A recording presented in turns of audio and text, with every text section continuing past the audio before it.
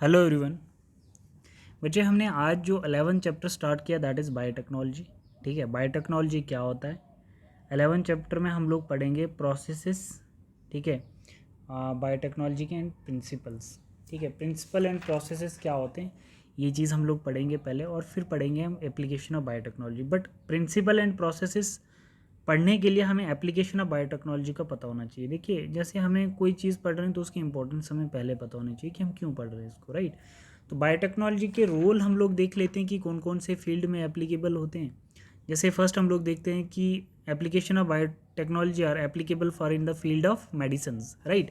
Medicines में इसको applicable किया जाता है, ठीक है, for the purpose of molecular diagnosis, जैसे पीसीआर, एलिसा, ऑटोरेडियोग्राफी, हार्मोन्स बनाने में इसको अप्लाई किया जाता है बायोटेक्नोलॉजी को, इंसुलिन्स की फॉर्मेशंस करने के लिए, थायरॉक्सिन्स, ग्रोथ हार्मोन्स, जीन थेरेपी के लिए, अगर हमारे कोई जीन्स डैमेज हो जाते हैं eight the earlier embryonic stage पे, तो उन रॉन्ग न्यूक्लियोटाइड्स को करेक्ट करने के लिए हम जीन थेरेपी करते हैं। कोई अनपेयर क्रोमोसोम्स होते हैं तो उनको करेक्ट करने के लिए जीन थेरेपी की जाती है at the earlier stage of embryonic stage inside the mother मोम।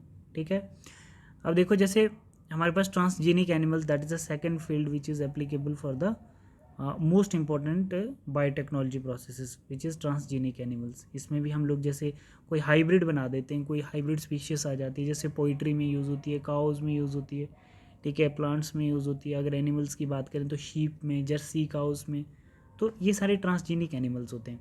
और एक और इम्पॉर्टेंट फील्ड होता है हमारे पास, जिस फील्ड को हम लोग क्या बोलते हैं, फील्ड ऑफ एग्रीकल्चर, राइट। जैसे हम लोग यहाँ पर भी इसको मेंशन कर सकते हैं, जैसे थर्ड फील्ड होगा हमारे पास, field of agriculture. Most important है ये फील्ड ऑफ एग्रीकल्चर। इसकी एग्जांपल्स आप लोग देख सकते हो, फील्ड ऑफ एग्रीकल्चर की एग्जांपल्स में आप देख सकते हो गोल्डन राइस, ठीक है, गोल्डन राइस। हाँ, इससे हमें क्या मिलता है, विटामिन ए मिलती है। और गोल्डन राइस के अलावा भी हमारे पास क्या होता है, Flavr Savr tomato, Flavr Savr tomato, right. तो फ्लेवर सेवर टोमेटो में क्या होता है कि उसकी जो स्किन होती है, किसकी, है ना, आउटर लेयर होती है टोमेटो की, तो वो थोड़ी हार्ड हो जाती है, मतलब ज़्यादा देर तक वो सेव रह सकते हैं टोमेटो। पहले क्या होता है, एक दिन में ही ख़राब हो जाते थे। तो बायोटेक्नोलॉजी की इंपॉर्टेंस भी है और इनकी कोई साइड इफ़ेक्ट्स भी नहीं है, ऐसी वाली चीज़ों में। गोल्डन राइस में विटामिन ए की कंपोजिशन ज़्यादा होती है, तो उससे आई साइट्स वगैरह पे बहुत अच्छा इम्पैक्ट पड़ता है स्किन बॉडी के लिए।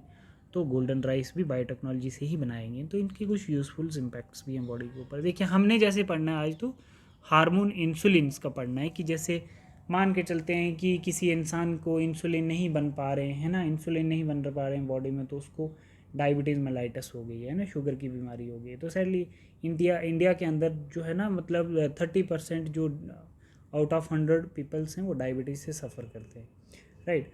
मतलब अपना लाइफस्टाइल ख़राब हो चुका है, fast food, junk food and all, हर एक चीज़ ले रहे हैं हम लोग, तो इससे क्या हो गया कि हमारा जो फूड फ्लो चार्ट है वो ख़राब हो गया। तो पहले क्या होता था कि शुगर को कम करने के लिए ना हम लोग पिग्युलिन्स का, इंसुलिन की जगह पिग से लेकर एक इंसुलिन बनाते थे, और लेटर ऑन वो बॉडी एक्सेप्ट नहीं करने लगी, उसको रिजेक्ट करने लगी, जिससे बॉडी एलर्जिक रिएक्शन प्रोड्यूस करने लगी उसको इंजेक्ट करने से बॉडी में, तो इम्यूनिटी एक्सेप्ट नहीं करने लगी और उसको हम लोगों ने स्टॉप कर दिया।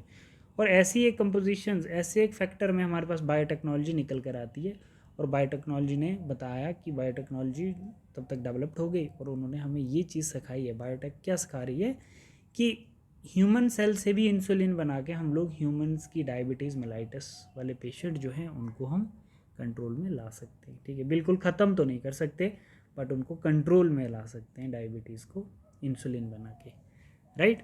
तो अब हम लोग देखते हैं नेक्स्ट, जैसे हमारे पास क्या है इसमें, देखना बेटा, जैसे ह्यूमन सेल है, तो ह्यूमन सेल्स ये आ गया, ये ह्यूमन सेल है, तो ह्यूमन सेल्स को लेके भी हम लोग इंसुलिन बना सकते हैं, ठीक है। तो ये आ गया हमारा ह्यूमन सेल्स। ह्यूमन सेल्स क्या सोर्स है जहाँ से हम इंसुलिन बना सकते हैं, राइट। तो इस ह्यूमन सेल से हम लोग क्या करेंगे, एक्सट्रैक्ट करेंगे, क्या करेंगे, एक्सट्रैक्ट करेंगे न्यूक्लियर मटेरियल, मतलब ठीक है ना। न्यूक्लियर मटेरियल को एक्सट्रैक्ट कर कैसे रखा हमने, तो उनको हम बोलेंगे इंसुलिन प्रोड्यूसिंग जीन्स। जितना भी डीएनए होगा वो सारा का सारा इंसुलिन प्रोड्यूसिंग जीन होगा, मतलब जो 23 पेयर क्रोमोसोम्स होंगे सारे वो इंसुलिन प्रोड्यूसिंग जीन होंगे, राइट। उसमें से कोई सा एक डिजायर्ड जीन ले लेंगे जो हमें चाहिए होगा, तो उसको ये जीन हमने ले लिया इनमें से, तो उसको जीन ऑफ इंटरेस्ट भी हम लोग बोल सकते हैं, राइट। तो जीन ऑफ इंटरेस्ट जो है हमारे पास, देखिए जीन ऑफ इंटरेस्ट जो होगा तो उसका हम मल्टीप्लिकेशंस करवाएंगे, right. Multiplication bye PCR method, polymerase chain reactions, तो ये हमारे पास आगे आ जाएंगे। एक से हमने कितने बना दिए, number of gene of interest हमने बना दिए, ठीक है। और side by side E coli भी हमने लिया, और ई कोलाई को क्या किया है, ई कोलाई के अंदर क्या होता है, ये उसका सर्कुलर डीएनए होता है ई कोलाई के अंदर, ठीक है। और ये सर्कुलर डीएनए आ गया और ये उसका प्लाज्मिड आ गया, ठीक है। तो हमने ई कोलाई का प्लाज्मिड रिमूव करके यहाँ लाया, ठीक है। ये ई कोलाई का प्लाज्मिड हमने लाया, ठीक है। जो extra chromosomal double stranded DNA होता है इसको निकाल के हमने यहाँ लाया। तो जब इसके प्लाज्मिड को रिमूव करके हमने यहाँ पर लाया, एक्सट्रैक्ट करके ई कोलाई के, तो इसमें हम लोग इंसर्ट कर दे रहे हैं क्या, इसको इंसर्ट कर दे रहे हैं, है ना। जो हमारा जीन ऑफ इंटरेस्ट था वो हमने इसमें इंसर्ट कर दिया, तो ये हमारा आरडीएनए बन गया, रिकॉम्बिनेंट डीएनए बन गया, ठीक है। तो इंसर्ट कैसे किया हमने इसको, विद द हेल्प ऑफ, मतलब रिस्ट्रिक्शन एंडोन्यूक्लियस एंजाइम होगा ये। तो इससे काट के हमने प्लाज्मिड को जीन ऑफ इंटरेस्ट इंसर्ट कर दिया। तो हमारे पास जो जीन ऑफ इंटरेस्ट प्लाज्मिड में इंटर किया, तो जीन ऑफ इंटरेस्ट को हम फॉरेन डीएनए भी बोलेंगे और प्लाज्मिड को होस्ट डीएनए बोलेंगे, ठीक है। तो जब हमने रिकम्बिनेंट डीएनए बना दिया, तो इस रिकम्बिनेंट डीएनए को दोबारा हम लोग ई कोलाई में एंटर करवाएंगे, ठीक है। तो जैसे ये एंटर करवाएंगे हम लोग ई कोलाई में, यहाँ पर देखिए बेटा, जैसे हमने ई कोलाई में एंटर करवा दिया रिकॉम्बिनेंट डीएनए, ठीक है। ये जो रिकॉम्बिनेंट डीएनए था हमने एंटर करवा दिया ई कोलाई में, ये ई कोलाई है हमारा, ठीक है ना। तो इसमें हमने रिकॉम्बिनेंट डीएनए को एंटर करवा दिया, ये हमारा रिकॉम्बिनेंट डीएनए है, जिसमें फॉरेन डीएनए है और होस्ट दोनों मिला के वो रिकॉम्बिनेंट डीएनए बन गया। तो इसको हम लोग होस्ट भी कह सकते हैं, जो हमारा डीएनए ले रहा है तो उसको हम लोग होस्ट भी बोल सकते हैं, ठीक है। होस्ट का मतलब ट्रांसफॉर्म्ड डीएनए, ठीक है, that is a transformed E coli, transformed E coli. तो ट्रांसफॉर्म्ड हो गया, मतलब इसमें डीएनए दूसरा आ गया, तो ये अपने आप में ट्रांसफॉर्मेशन ला रहा है, तो उसको हम होस्ट ट्रांसफॉर्म्ड बोलते हैं, ठीक है। तो इसकी मल्टीप्लिकेशन होगी जिसको हम लोग रेप्लिकेशंस बोल सकते हैं, ठीक है। रेप्लिकेशंस होगी तो मल्टीप्लाई करके ऐसी कितनी कॉपीज़ बन रही हैं, 1 2 3 कॉपीज़ बन रही है। तो कहने का मतलब है कि एक्सप्रेस हो रहा है ना फॉरेन डीएनए, ये चीज़ एक्सप्रेस हो रही है, यहाँ पर एक्सप्रेस हो रही है, प्रोडक्शन हो रहा है डिजायर्ड प्रोटीन मतलब इंसुलिन, ठीक है।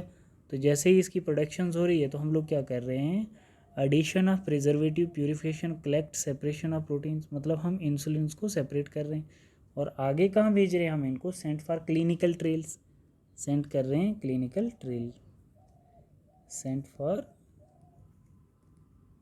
Clinical trail, right.